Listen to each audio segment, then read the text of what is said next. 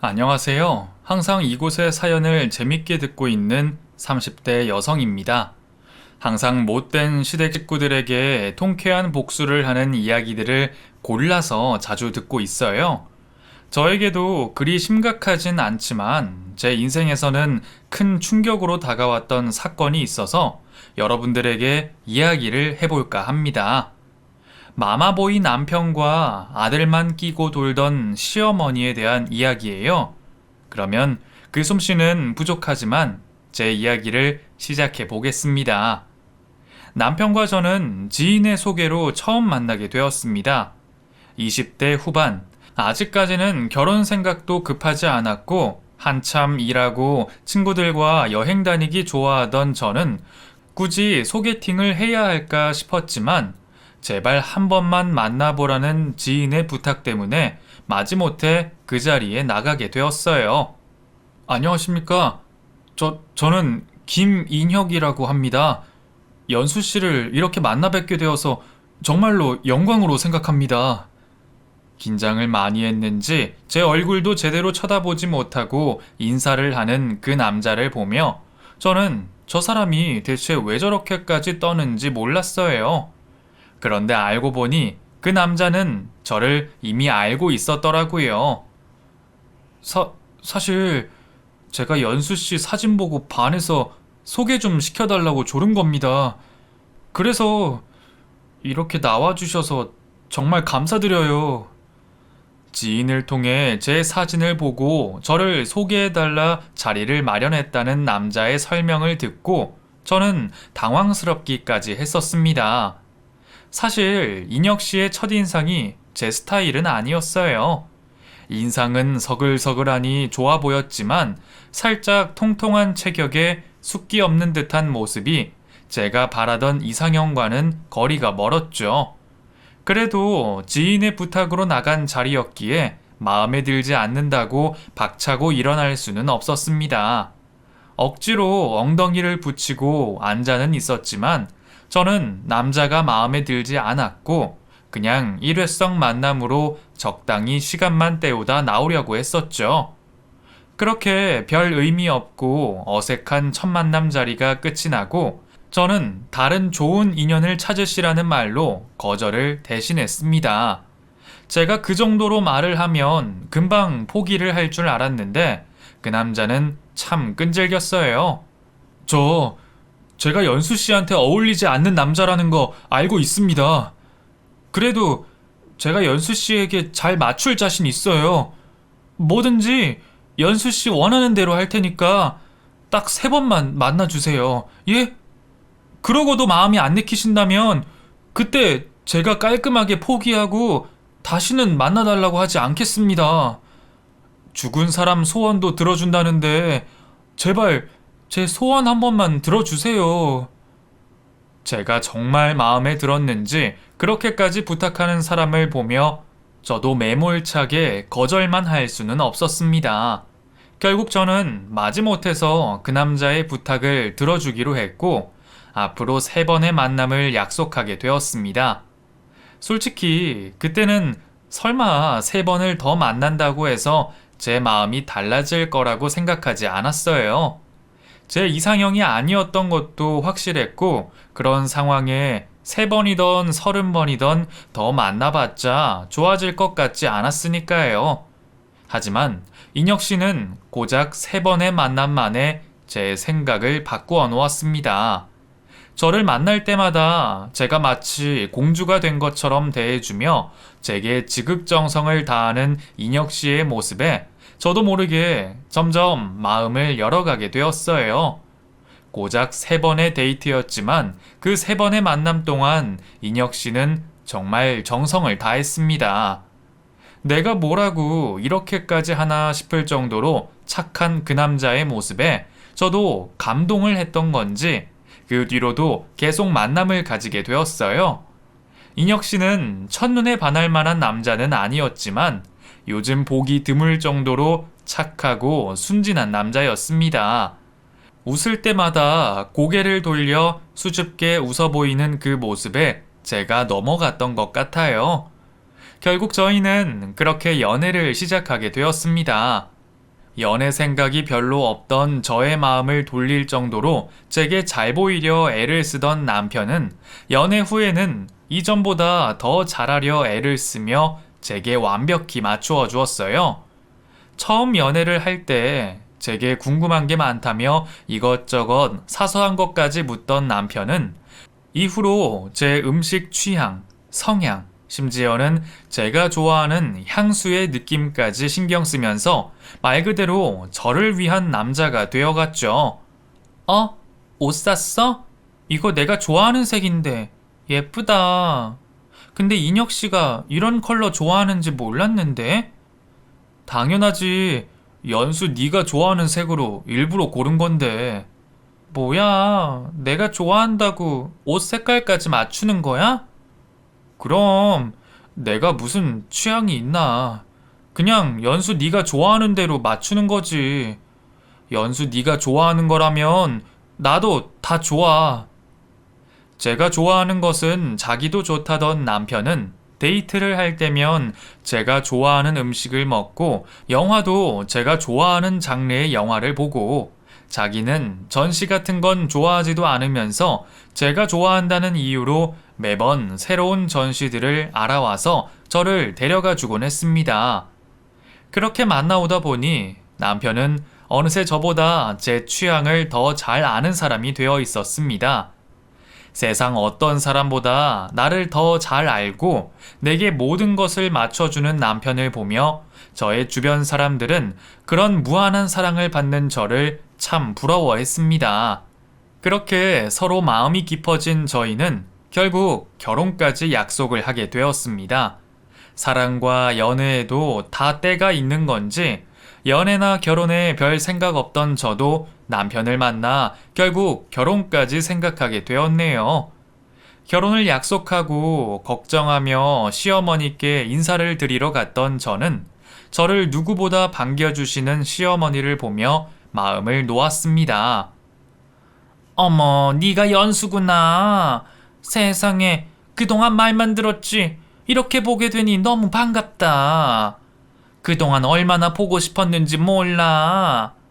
궁금했지만 내가 괜히 젊은 사람들 귀찮게 할까봐 말도 못 꺼냈지. 그래도 이렇게 만나니 참 좋구나. 저도 어머님 뵈어서 기뻐요. 늦게 인사드려서 죄송합니다. 죄송은 무슨. 우리는 네가 우리 집에 찾아와 준 것만으로도 고맙지.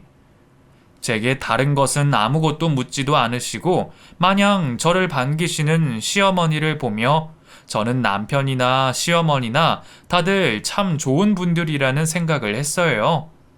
어머님 혼자 아드님을 키우시면서 고생도 많으셨을 거고 그만큼 욕심도 있으셨을 텐데 시어머니는 제게 뭐 하나 바라지 않으시고 저희의 결혼을 축복해 주셨습니다.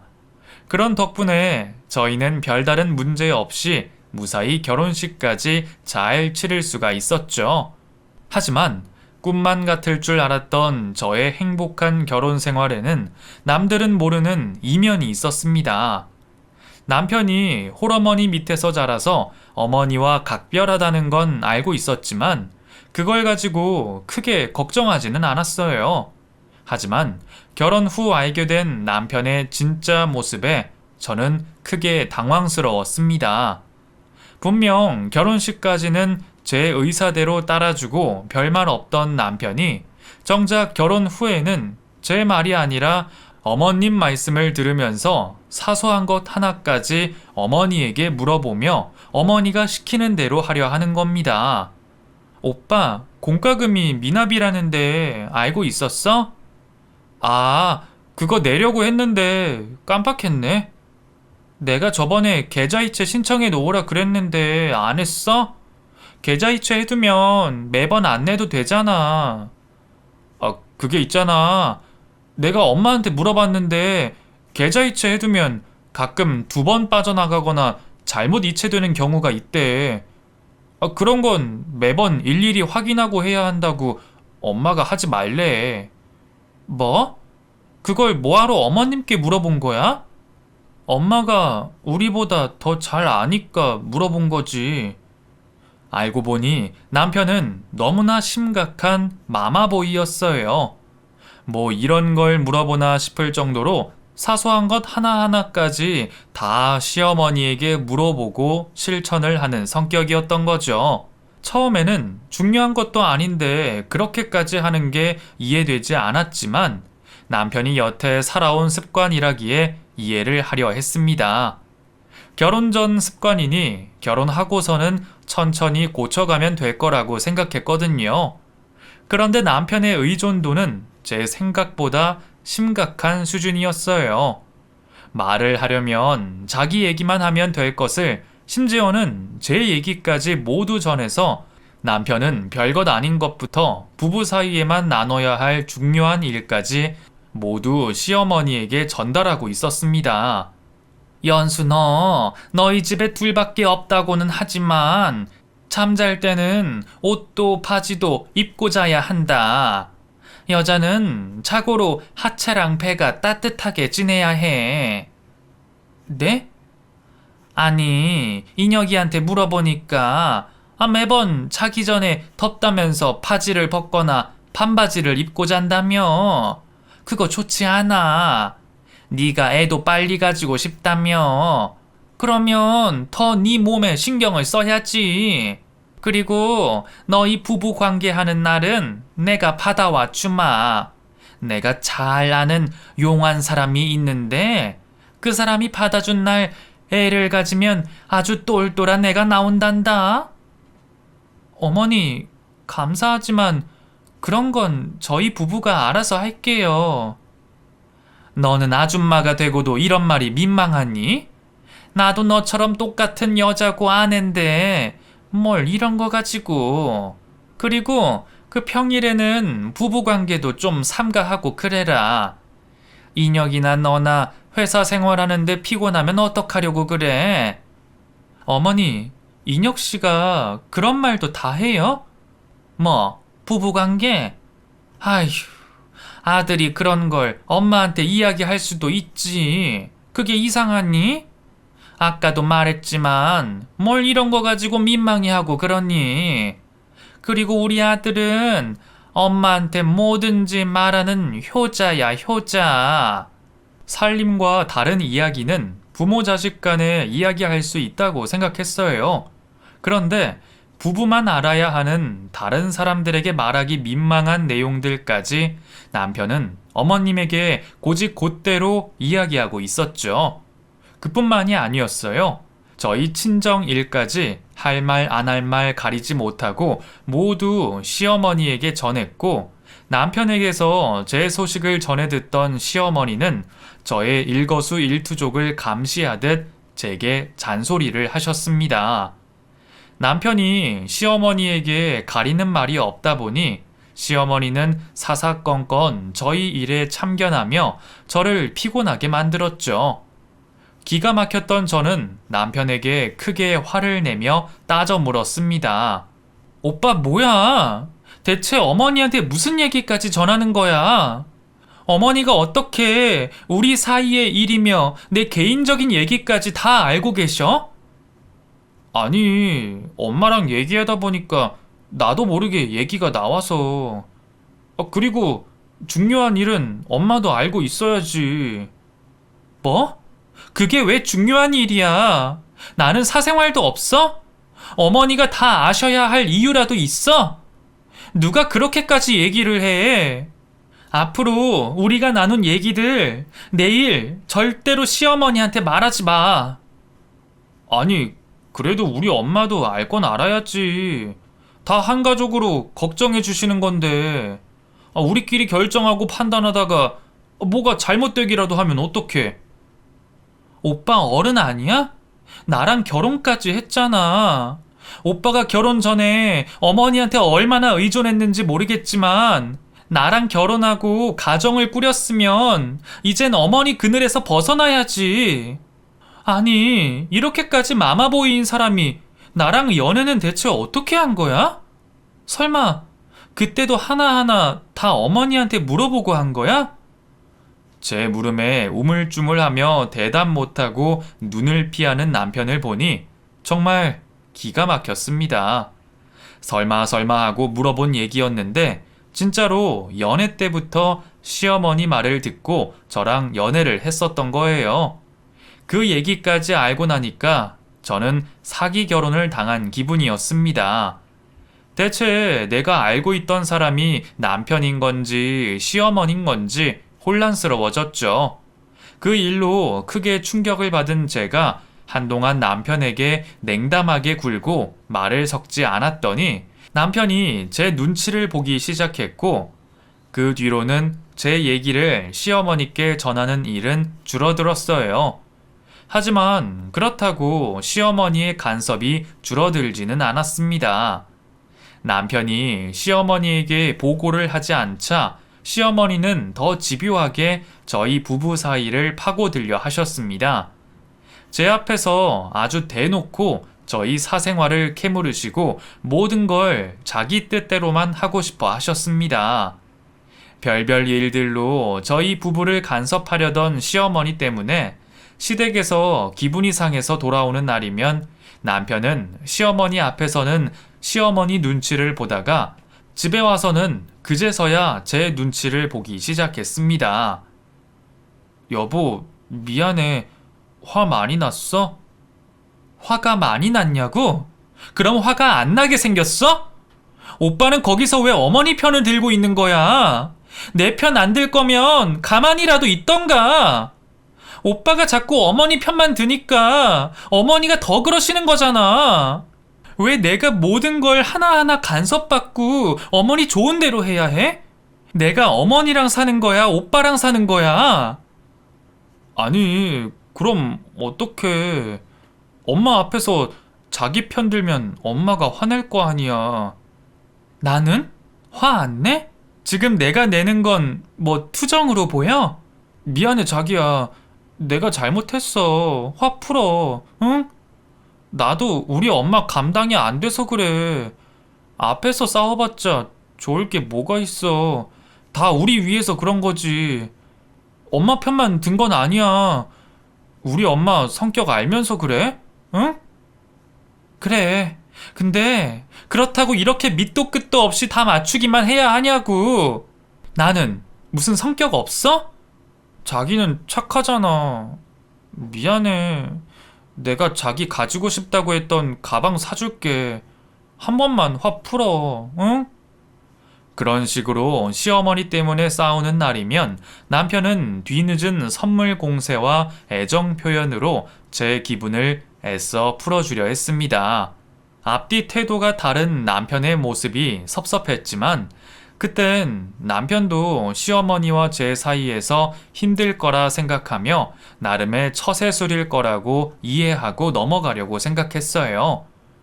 남편이 시어머니 편을 들기는 하지만 여전히 저를 사랑했고 둘만 있을 때는 저한테 정말 잘했거든요. 그런 와중에 제게 스트레스가 되는 일은 또 하나 있었습니다. 바로 임신 문제였어요. 결혼을 하고 빨리 아이를 가지고 싶었던 저는 임신을 위해 노력을 해왔지만 임신이 바로 되지 않았습니다. 물론 좀 더 기다려봐도 되겠지만 저는 혹시나 싶은 마음에 혼자 병원에서 검사를 받아보기도 했어요. 다행히 제게는 아무 문제 없다고 했지만 저는 혹시 남편에게 다른 문제가 있는 건 아닐까 걱정이 되었죠. 아직 그렇게 걱정할 정도는 아니지 않아? 기다리면 찾아오겠지. 자기가 너무 마음이 급한 것 같아. 그래도 혹시 모르잖아.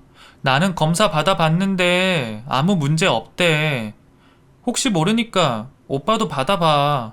아니면 나랑 같이 가던가. 꼭 그렇게까지 해야 하나? 에이, 알았어. 내가 회사 점심에 다녀올게. 그 뒤로 점심시간을 쪼개 혼자 병원에 갔다던 남편도 별다른 문제가 없다는 얘기만 제게 전했습니다. 그런데도 결혼하고 내내 기다리던 아이 소식이 계속 들리지 않자 이번에도 시어머니가 잔소리를 시작하셨습니다. 아이가 생기지 않는 원인을 저에게서 찾고 싶으신 건지 또 제가 하는 것들을 간섭하려 하셨죠. 너 찬 거 마시지 마라. 너 자꾸 찬 거 마셔서 애가 안 생기는 거 아니니? 그래, 요즘 불이 많다잖아. 다 그게 찬 커피 마셔서 그러는 것 같네. 어머니, 그럼 대한민국 직장인들은 다 불임이게요? 예, 너 너무 많이 먹는 거 아니니? 그러고 보니까 너 결혼하고 살찐 것 같다? 살찌면 임신 안 된다는데 조심 좀 해라. 어머니, 저 성인 된 이후로 살찐 적이 없어요. 결혼하고도 더 빠졌는데요. 그래? 근데 왜 이렇게 부어 보이니? 나이가 들어서 그런가? 그거에 비하면 우리 아들은 왜 이렇게 살이 빠졌을까? 홀쭉한 것이 너무 안쓰러워 보이네. 어머니는 제가 찬 커피를 먹어서 살이 쪄서 임신이 안 되는 거라며 또 제 탓만 하셨습니다. 하지만 오히려 결혼 이후 살이 찐 건 제가 아닌 남편이었어요. 저야 시어머니가 그렇게 스트레스를 주시는데 살이 찔 틈이 있나요? 반면 남편은 늘 한 입 더 먹이려는 시어머니 때문에 연애 때 입던 옷들이 하나도 맞지 않을 정도로 살이 찌고 있었습니다. 연애 때도 조금 체격이 있어 보이던 남편은 어려서부터 소화 비만이었습니다. 그것도 모두 어렸을 적부터 아들 입에 들어가는 거라면 아끼지 않으시는 시어머니 덕분이었죠. 그나마 연애 때는 저한테 잘 보이려고 식단 조절이라도 한 건지 그 정도는 아니었었는데 결혼 이후에는 아주 고삐를 풀어버린 것처럼 먹기만 했고 시어머니는 그런 남편을 말릴 생각도 없이 하나라도 더 해 먹이지 못해 안달이셨습니다. 이녀가 이것도 먹어봐라. 이것도. 왜 이렇게 못 먹니? 너도 나이 들었나 보다. 이전만큼 먹지를 못하네. 요즘 회사 일이 힘드니? 스트레스 받아서 입맛이라도 없는 거야? 어머니, 그 입 많이 먹었어요. 그만큼 먹었으면 더 먹는 게 이상하죠. 이제 그만 주세요. 너는 이게 뭐가 많다고 그러니? 얘가 전에는 무조건 밥을 2~3공기씩 먹던 애야. 키가 이만큼인데 그 정도는 먹어야지. 어머니, 아무리 그래도 그만큼 먹는 사람이 어딨어요. 한 공기도 충분하죠. 안 그래도 요즘 남편 살쪄서 맞는 옷이 하나도 없는데 어머니가 자꾸 더 주시면 어떡해요. 살찌면 건강도 나빠지고 좋은 거 없어요. 그러니까 어머니도 자꾸 먹이지 마세요. 아니, 너는 왜 애 먹는 걸로 타박을 하니? 어머니는 통통한 아드님 얼굴이 야위어만 보이시는지 제가 만류를 하는데도 자꾸만 음식을 권하곤 하셨습니다. 제가 옆에서 눈치를 줘도 남편은 시어머니 주는 대로 다 받아 먹으며 살만 쪄가고 있었어요. 보기 싫은 것도 문제였지만 살이 찌면 고혈압이나 당뇨도 위험하고 건강이 걱정되어 만류하고 싶었어요. 안 그래도 임신이 되지 않아 걱정이었는데 체중이 임신에 영향이 있다는 얘기를 듣고 더 걱정이 되었거든요. 남편의 건강을 위해서도 우리 부부의 임신을 위해서도 저는 남편의 다이어트를 밀어붙였죠. 남편은 벌써 100kg이 육박하는 몸인데 야위어 보인다며 남편의 다이어트를 매번 무산시켰던 시어머니와 언쟁을 벌여가며 남편 다이어트에 허락을 겨우 받아냈습니다. 그래도 시어머니와 언쟁을 벌이면서까지 시작하게 된 남편의 다이어트는 기대 이상으로 성공적이었어요. 남편 인생을 통틀어 가장 날씬하고 탄탄한 몸매로 변하게 되었거든요. 물론 그 모습을 만드는 데까지 쉽지는 않았습니다. 제가 매일 포기하려는 남편을 어르고 달래고 때로는 혼을 내기까지 하며 같이 운동을 하며 만들어낸 결과물이었습니다. 영양과 칼로리를 신경을 쓴 식단까지 제가 직접 다 해다 먹였어요. 거기다 저 몰래 다이어트에 도움이 안 되는 음식을 남편에게 해다 먹이려고 하는 시어머니를 막으려 제가 매일같이 감시를 해야 했어요. 남편의 회사 사람들로부터 다른 주변 사람들 모두 변한 남편의 모습을 보면서 그제서야 인물이 훤하다고 건강해 보인다며 긍정적인 소리들을 해주었죠. 그런 남편의 모습에 유일하게 꿍한 모습을 보이고 있던 사람이 시어머니였습니다. 살에 파묻혀 있던 외모에 건강까지 잡은 남편의 모습을 비쩍 마르고 야위었다며 앓는 소리를 했어요. 건강하게 변한 남편의 긍정적인 소식 말고도 또 하나의 기쁜 소식이 저에게 찾아왔습니다. 남편의 다이어트가 성공하고 시간이 어느 정도 지났을 무렵 유독 회사 일을 하면서 졸리고 피곤했어요. 그때는 단순히 식곤증이나 남편에게 신경을 많이 쓴 탓이라고 치부했죠. 그런데 매달 정확한 주기로 하던 월경이 늦어지고 있었어요. 그것 말고도 좀처럼 보이지 않던 몸의 변화가 느껴졌어요. 처음에는 임신을 생각하기보다 혹시 몸에 문제가 생긴 게 아닐까 걱정을 하며 제 증상들을 인터넷에 검색하게 되었죠. 그리곤 제 증상들이 임신 초기의 증상임을 알게 되었습니다.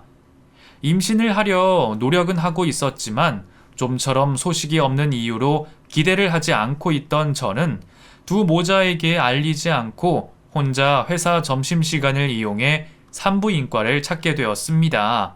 괜한 기대를 하면 실망만 더 크게 할 것 같아 검사를 받기 직전까지 아무런 생각을 하지 않았어요. 그런데 의사분에게 초음파 검사를 받으면서 제가 꿈에 그리던 말을 듣게 되었습니다. 바로 임신 소식이었죠. 결혼을 하고 계속해서 바라던 아이였는데 다이어트를 열심히 따라와 준 남편과 저의 노력으로 소중한 아이가 찾아와 주어서 너무 기뻤습니다. 마음 같아선 당장에 시어머니와 남편에게 이 기쁜 소식을 알리고 싶었지만 깜짝 놀라게 해주고 싶었어요. 남편의 건강과 다이어트 때문에 필사적으로 몸에 좋지 않은 음식을 막아왔던 저였기에 갑작스레 먹고 싶은 음식을 모두 모아 먹자는 제 제안을 두 모자 모두 이상하게 생각했습니다. 아이가 생겼다는 제 이야기를 듣고 기뻐할 남편과 시어머니의 모습을 상상하니 어서 빨리 퇴근을 하고 싶었어요. 근무를 하는 내내 컴퓨터의 시간만 보며 퇴근 시간을 기다리게 되었고 5시 정각이 되는 시간에 맞춰 불이 나게 시댁으로 가게 되었습니다. 어머니, 저 왔어요. 너 옷도 안 갈아입고 바로 온 거야? 아니, 무슨 일이길래 이렇게 급하게 온 거니? 별일 아니에요. 그냥 인혁 씨가 다이어트 한다고 고생도 했고 어머님께서도 아들 마음껏 먹이지 못하셔서 속상하실 것 같아서 겸사겸사 자리를 마련하려고요. 그래, 잘 생각했어. 내가 너 때문에 말은 못했지만 우리 인혁이 매력이 풍채에서 나오는 남자다움이 아니니. 남자가 그렇게 마르면 밖에서 힘도 못 써요. 이제부터라도 우리 인혁이 원하는 대로 먹이고 살자. 그때 저는 시어머니 입에서 무슨 이야기가 나와도 좋았습니다. 퇴근하면서 사온 음식 재료들로 콧노래까지 부르며 음식을 하게 되었고 오랜만에 아들에게 마음껏 먹일 수 있다는 생각에 남편과 시어머니가 좋아하는 음식을 하고 있었죠. 그 외에도 두 사람이 좋아하는 배달 음식까지 시켰기에 주방에 있는 식탁에 말고 거실에 따로 상을 펴야 했어요. 일을 마치고 온 남편도 한순간 변한 제 모습을 보고 무슨 일인가 싶어 눈치를 보고 있었죠. 기분이 날아갈 듯 좋은 제 모습을 보고 금방 안심을 하게 된 남편은 간만에 포식하게 생겼다며 옷까지 갈아입고 먹을 준비를 하고 있었습니다. 임신을 성공하니 그런 남편의 모습까지 모두 다 좋았어요. 정말 한 상 떡 벌어지게 차린 음식들로 흥분 상태인 남편과 시어머니와 같이 모두가 즐겁고 맛있는 식사 시간을 가지게 되었습니다. 어느 정도 식사를 마칠 때쯤 분위기를 보던 저는 제 임신 소식을 두 사람에게 알리게 되었죠. 아내로서, 며느리로서 제가 할 말이 있어서 이렇게 모두가 즐거운 시간을 만들었습니다.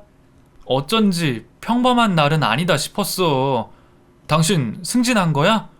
아니면 보너스라도 받았어? 아, 당신 로또 됐구나. 아니야, 그보다 더 좋은 거야. 당신한테도 어머님께도. 도대체 뭐길래 이렇게 뜸을 들이냐? 어서 말해봐라. 어머님, 여보, 저 임신했어요. 요즘 통 몸이 이상해서 문제라도 있나 싶어서 오늘 산부인과에 갔는데 글쎄 임신이래요. 아직 3주차라 조심해야 한다는데 어떻게 저 혼자만 이 소식을 알고 있겠어요. 여보, 드디어 당신도 아빠가 된 거야. 어머님, 제가 예쁜 손주 보여드릴게요. 그 기쁜 소식을 듣고도 난리를 피우고 있는 건 저 혼자였습니다. 무슨 일인지 남편과 시어머니는 얼굴이 굳어가며 임신 소식에도 반응을 하지 않고 있었어요. 내가 너무 갑자기 말해서 다들 놀라셨어요? 밥 먹기 전에 말해야 했나? 제 물음에도 아무런 말이 없던 시어머니와 남편은 서로 눈짓을 하며 사인을 보냈죠. 아니, 너무 놀라서 그런 거지. 근데 당신 정말 임신 맞아? 다른 병원 가서 확인해 봐야 하는 거 아니야? 그때는 그렇게 노력해도 안 되던 임신이 갑자기... 응? 무슨 소리야? 오늘 내가 직접 산부인과 가서 초음파로 확인했다니까? 여기 사진도 있잖아. 그래? 그래도 또 모르지. 의사가 잘못 확인했을 수도 있고, 혹시 당신이 처음에 생각한 것처럼 혹이나 그런 문제를 잘못 봤을 수도 있고, 이왕 확인하는 거 확실하게 한 번 더 확인해보자. 뭐? 사진까지 있는데 믿지를 못하겠다고? 인혁이가 확실히 확인해 보려고 하는 거니까 지금 당장 확인을 해보자는 거지. 무슨 말인지 모르겠지만 초음파 사진을 보여줘도 믿지 않는 두 사람은 굳이 지금 확인을 해야겠다며 야간 진료가 있는 산부인과까지 찾아 확인을 하자고 했습니다. 그때까지도 영문을 몰랐던 저는 단순히 두 사람이 괜한 실망을 하고 싶지 않아 재차 확인을 하고 싶어 한다 생각했어요. 그렇게 도착한 산부인과에서도 야간에 임신 검사를 받으러 온 저희를 이상하게 봤어요. 병원 내 주위를 둘러보아도 다들 급한 문제로 온 임산부들이 많았지, 저처럼 검사를 굳이 야간 진료 시간까지 받으러 온 사람은 없었죠. 그렇게 검사 예약을 하고 진료를 받게 되었습니다. 의사 선생님과 함께 검사실로 가족 모두 몰려가 확인을 하게 되었죠. 너무나도 당연하게도 초음파 화면에는 이전 사진과 같은 아기의 모습이 보였습니다. 의사 선생님도 그 화면을 정지시켜 남편과 시모에게 보여주고 3, 4주차 되어 보인다며 설명까지 해주었어요. 이쯤 확인이 되었으면 기뻐할 만도 한데 시모와 남편의 얼굴은 더 굳어져 있었습니다. 저와 가족들에게 다른 설명을 위해 옆 진료실로 의사 선생님이 가게 되자 곧바로 시모가 제 머리채를 잡고는 쥐어뜯기 시작했습니다. 어머님 아파요. 도대체 왜 이러세요? 뭐? 왜 이러세요? 인연이 보자 하니까 누굴 바보로 하나? 나랑 내 아들이 그렇게 쉽게 보여? 네가 먼저 선수 쳐서 임신했다고 하면 잘했구나 하고 축하라도 해줄 거라 생각한 거야? 이 요망하고 고얀 것이? 무슨 말씀이세요? 이거 좀 놓고 이야기하시라고요. 여보, 당신 어머니 좀 말려봐. 내가 엄마를 왜 말려? 당신 어떻게 이럴 수 있어? 나만 사랑할 것 같이 말하고 행동해놓고 애초에 나 다이어트 시키려고 했던 게 당신 바람 피는데 내 눈 돌리려고 했던 거야? 당신이 바라는 대로 한 나한테 이런 기만한 모습을 보여주려고 한 거냐고! 어떻게 나랑 엄마한테 딴 놈 애를 가져놓고 보란 듯이 우리 아이라고 보여줄 수 있어? 아이 도대체 무슨 말이냐고! 바람을 피다니! 병원까지 와서 확인해 놓고 당신 아이가 아니라니! 이것 좀 말려보라고! 나 무정자증이야. 당신이 검사 받으라고 병원 간 날 내가 아이를 가질 수 없는 무정자증이라는 걸 알았다고! 나도 충격이었고 아이를 누구보다 바라는 당신한테 차마 말할 수 없었어.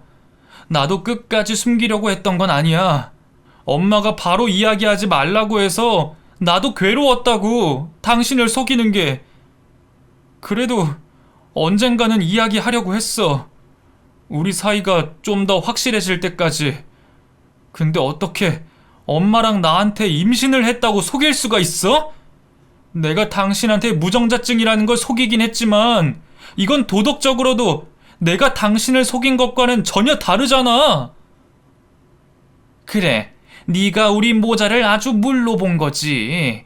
사람을 속이려면 뭘 좀 알고 속이던가. 이제 다 필요 없고 우리 아들한테 피눈물 흘리게 하는 니년, 오늘 너 죽고 나 살자. 너 오늘 제삿날이야. 검사실 정리를 위해 왔던 간호사가 말려도 봤지만 소용이 없었어요. 당장에 남편 말이 귀에 제대로 들려오지도 않았고 우선은 제 머리털을 모두 다 쥐어 뜯으려는 시모에게 저항하는 게 우선이었죠. 저는 아파서 소리를 지르고 시모는 악을 쓰고 남편은 울먹이는 난장판 상황에 간호사를 따라 들어온 의사 선생님께서 한마디를 하셨죠. 이러지들 마세요. 이러지 마시라고요. 다들 그만! 차분한 성격의 의사 선생님께서 소리를 지르자 순간 검사실에 있던 우리 모두가 얼음이 되었습니다. 다들 병원 검사실에서 뭐 하시는 거예요? 그리고 잠깐 이야기를 듣긴 했는데 남편분 무정자증 정확하게 어떤 소견을 받으셨어요? 네? 무슨 소견은 그냥 무정자증이죠.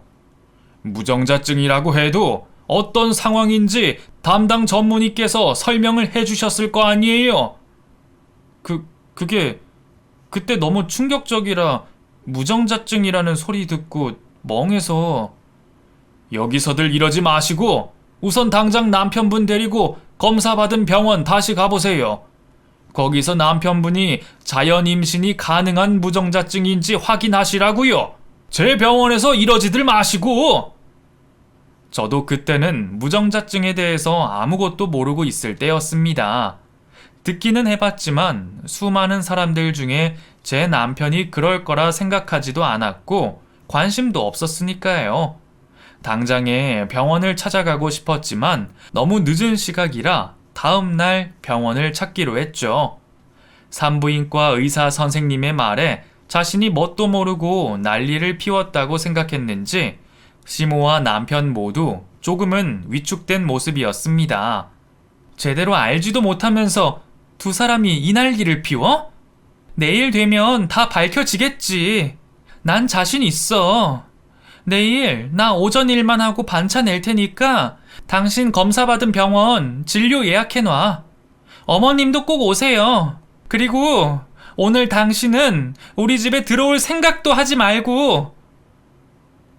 그래도 내 집이기도 한데. 됐다.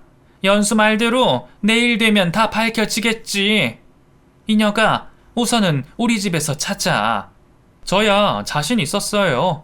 결혼을 하고는 일 관련 제외하고 다른 남자랑 말 한 번 섞지 않았던 저였는데 그런 저를 불륜녀 취급하다니. 시모와 남편에게 화가 잔뜩 나서 잠도 제대로 청하지 못했습니다. 임신 초기에는 다른 때보다 더 조심해야 하는데 괜히 저 두 사람 때문에 소중한 아기에게 안 좋은 영향이 갈까 걱정이 되었습니다. 다음날 남편과 시모, 그리고 저는 남편이 무정자증을 검사받은 병원에 모두 모였습니다. 보자. 김인혁 씨, 저번에 오셔서 무정자증 소견 받으셨네요. 온 가족까지 오신 거면 저번에 말씀드린 수술 관련으로 오신 건가요?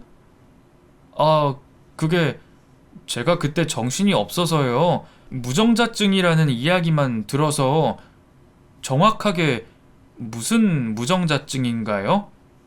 폐쇄성이요. 정자는 생성되는데 배출되는 부분에 있어 문제가 있는 거라 시술이나 시험관으로는 충분히 임신이 가능하세요. 의사의 말을 듣고 흥분한 제가 의사 선생님에게 당황하는 남편을 대신해 물어봤습니다. 그러면 혹시 다이어트를 한다거나 신진대사가 좋아져서 아주 낮은 확률이지만 자연 임신도 가능한 거죠? 글쎄요. 0점 몇 프로의 가능성이 있긴 한데 아예 불가능하다고는 할 수 없죠. 반드시 운동을 해서 막힌 곳이 뚫리지는 않습니다만 여러 상황이 겹치고 상황이 맞아 떨어진다면 가능할 수도 있겠죠. 의사 선생님의 그 말 한마디로 모든 상황이 끝이 났습니다. 망치로 머리 한 대를 맞은 것처럼 멍하니 서 있는 시모와 남편을 두고 저는 병원을 나와 곧바로 집으로 향했습니다. 당장 짐을 챙겨 친정으로 들어가려고 했어요. 괜히 두 사람과 이야기를 하고 저 혼자 소리 높여 화를 내어봤자 아이에게 안 좋은 영향만 있으니까요. 남편과 시모 두 사람을 꼴도 보기 싫었습니다. 제가 병원을 나온 것을 뒤늦게 알아차리고 급하게 집으로 온 두 모자는 짐을 챙기고 있는 저에게 쭈뼛쭈뼛 옆으로 와서는 죽은 듯이 고개만 숙이고 기어 들어가는 목소리를 내었습니다. 여보, 미안해. 당신 의심해서. 내가 정말 죽을 죄를 지었어. 나도 당신도 아기를 많이 기대했으니까 내 입장에서는 나 때문에 애를 못 가지게 되는 게 충격이라 다른 설명은 듣지도 못했어. 물론 그렇다고 당신을 의심한 내가 나쁜 놈이야. 죽일 놈이라고. 그래. 연수야, 나도 어제 너무 흥분해서 너한테 잘못을 했다. 어른이 돼서 차분히 생각을 먼저 해야 했는데 미안하다. 내가 다 잘못한 거다. 듣기 싫구요. 나 친정으로 가 있을게. 그리고 우리 이혼하자. 애초에 믿음 따위가 없는데 부부라고 할 수 있겠어? 뱃속의 아기는 나 혼자 잘 키울 수 있어. 처음 생각한 것처럼 당신 아이라고 생각하지 말고 아이한테 찾아올 생각도 하지 마. 여보, 정말 내가 잘못했어. 내가 죽을 죄를 지었다고. 이번만 용서해줘. 절대 이런 일은 두 번 다시는 없을 거야. 이번만 용서해준다면 앞으로는 당신이 하라는 거 뭐든지 다 할게. 제발. 그래, 연수야. 내가 이렇게 무릎 꿇고 빌마. 내가 죄인이야, 죄인. 지금까지 내가 인혁이 끼고 돌아서 마음에 안 들어 하는 것도 안다. 이번 일만 우리 두 모자 용서해주면 내가 다시는 네 마음에 안 드는 행동하지 않으마. 내가 잘못했어. 제 바짓가랑이를 붙잡고 참회의 눈물을 흘리면서 사정을 하는 두 모자였어요. 그때 저는 앞뒤 생각할 것 없이 불륜녀로 취급한 두 모자에게 무척이나 화가 난 저였기에 그러한 말들이 귀에 들어오지도 않았고 곧장 짐을 챙겨 친정으로 들어가게 되었죠. 임신을 해서 한창 기분 좋아하고 있을 딸이 짐까지 챙겨 친정으로 오자 친정 부모님도 놀라셨습니다. 걱정하는 부모님을 보니 그제서야 참고 있던 눈물이 터져 나왔어요. 그리곤 어제 오늘 있었던 이야기를 하게 되었죠. 진정하라며 저를 다독이는 부모님께서는 다정한 목소리와 달리 무척이나 화가 나신 모습이었습니다. 아무 잘못도 없는 자식이 괜한 억지 오해를 뒤집어 쓰고 있었으니 화가 나실 만도 했죠. 저녁이 되어 무슨 낯짝인지 모르겠지만 친정 부모님 댁으로 두 모자가 찾아왔습니다. 여기가 어디라고 함부로 찾아옵니까? 어제는 우리 딸아이에게 이상한 여자 취급을 하더니 하루도 안 돼서 태도가 바뀝니까? 딸이 용서를 해도 내가 용서 못하니까 돌아가세요. 사돈, 정말 죄송합니다. 제가 이렇게 사돈 앞에서 무릎 꿇고 빌겠습니다. 정말 오해였어요. 아니, 오해라도 그렇게 하지 말았어야 했는데 정말 연수한테 미안합니다. 사돈께도 죄송해요. 장인어른, 무슨 말씀하셔도 다 받아들이겠습니다. 제가 잘못한 거니까요. 제가 죽을 죄를 지었어요.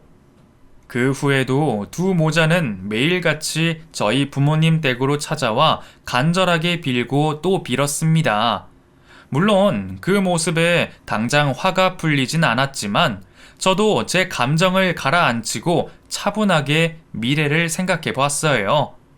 그간 마마보이처럼 행동하는 남편과 이를 이용하는 시모 문제가 있긴 했지만 그렇다고 제가 아주 힘들고 모진 시집살이를 사는 것도 아니었고 당장에 자신의 상황을 오해한 사람 입장에서는 눈이 돌아 행동할 수도 있다고 생각했습니다.